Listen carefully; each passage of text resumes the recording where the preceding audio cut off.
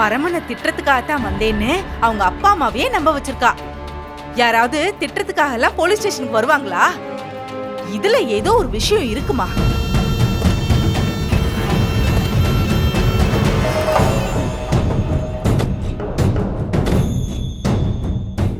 என்னம்மா யோசிக்கிறீங்க?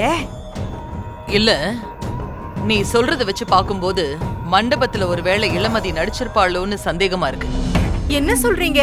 அவ பேசுறதெல்லாம் நடிக்கிற மாதிரியா இருந்தது. கோவத்துல அப்படியே பொங்கி எழுந்தாளே.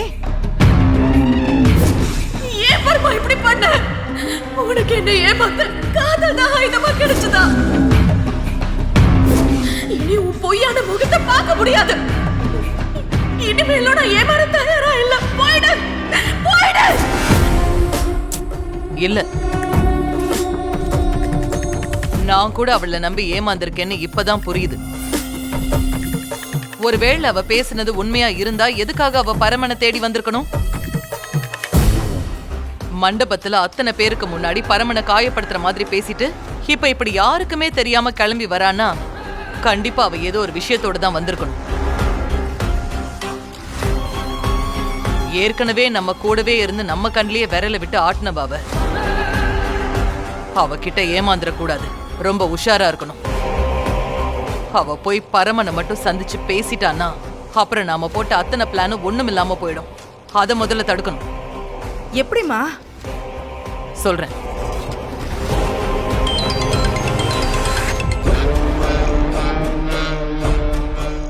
சொல்லுங்க மேடம். என்ன ரிஷி சார், அப்புறம் போலீஸ் ஸ்டேஷனுக்கு இளமதி வந்துட்டு போயிருக்கா போல இருக்கு. நான் விசாரிக்கிறேன் மேடம். நீங்க விசாரிக்கிறதுக்கு முன்னாடி அவ எல்லாத்தையும் செஞ்சு முடிச்சிட்டு போயிடுவா போல இருக்கு. இல்ல மேடம், நான் போய் பாக்குறேன். அவ பரமனை பாக்குறதுக்கு ஸ்டேஷனுக்கு வந்திருக்கானா? அவ கல்யாண மண்டபத்துல நல்லா நடிச்சிருக்கா? அவ மனசுல இன்னும் பரம இருக்கான்னு தானே அர்த்தம். அதனால பரமனையும் அவளையும் சந்திக்க விடாம பாத்துக்க வேண்டியது உங்க பொறுப்பு ரிஷி. நான் எல்லாத்தையும் பாத்துக்கிறேன் மேடம். ஏமா மறுபடியும் அவ தேடி வருவான்னு நினைக்கிறீங்களா? அவ வரலாம், வராமையும் போகலாம். ஒருவேளை அவ மறுபடியும் தேடி மெனக்கெட்டு வரானா அவ நடிச்சிருக்கா. அவ மனசுல பரம இருக்கான்னு தான் அர்த்தம். ஒரு வேளை அப்படி மட்டும் இருந்துச்சுன்னா அதை விடவே கூடாது. நாம இறங்கி ஆடிதான் ஆகணும்.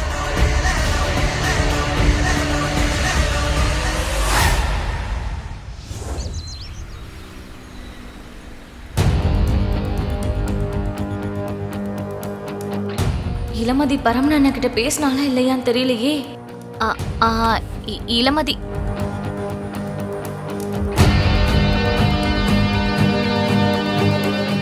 அம்மா, இளமதி. என்னப்பா?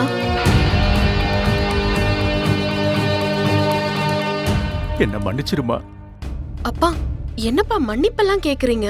இல்லம்மா, நீயும் நர்மதாவும் கோயிலுக்கு போறேன்னு கிளம்புனீங்கல்ல, நீ மனசு சரியில்லைன்னு கேட்ட. அதனால்தான் நானும் நீ போயிட்டு வரட்டும்னு விட்டுட்டேன். அந்த லீலா பின்னாடியே வந்து நீங்க 2 பேரும் போலீஸ் ஸ்டேஷனுக்கு போயிருக்கீங்கன்னு சொன்னாமா. அதுவும் சும்மா இல்லம்மா, நீ பரமனை பார்த்து பேச போயிருக்கன்னு சொன்னா அப்ப கூட நாங்க நம்பலம்மா.